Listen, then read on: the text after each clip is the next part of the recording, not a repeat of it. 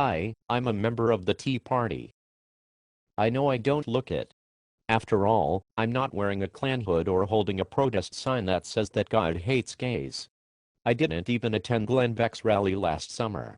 I'm not even a Republican, if you can believe it. I'm your neighbor, your teacher, your son's baseball coach, and the policeman down the block. I'm not a monster or a witch. I may or may not be heterosexual, and I really don't care if you do drugs or not, or if you go to church. What I am, though, is mad.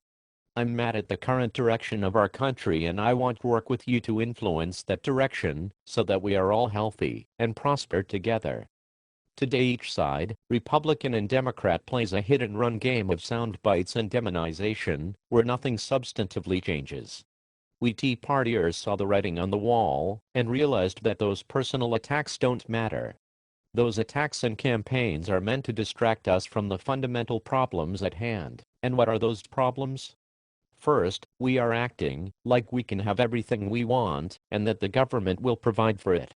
The truth is that we can't pay for everything we want and that we have to prioritize how we spend our money.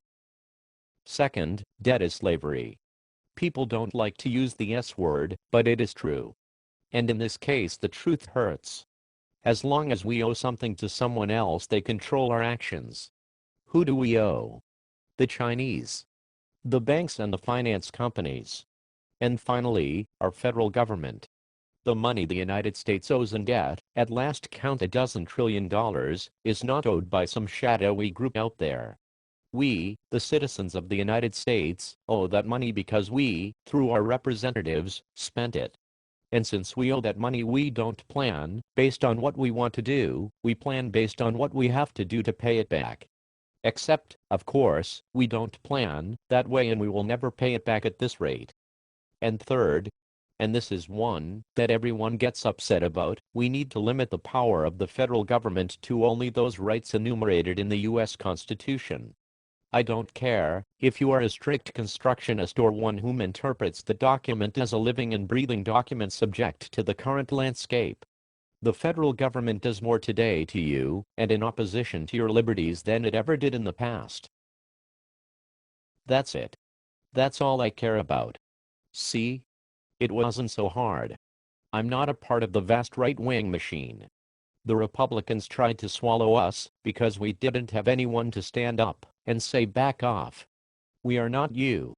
We are us. The GOP is just the most convenient place to hang our hat this week.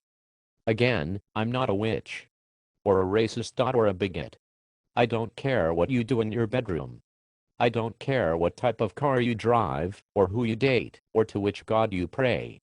I care about spending within our means, getting each and every one of us out of indentured servitude, and all of us, every single one of us, having the freedoms our founding fathers and every military veteran fought so hard for. Let's work together to solve our problems. Once we agree on the framework of how government should intrude in our lives or not, everything else falls out pretty easily. And we can even do it without name-calling.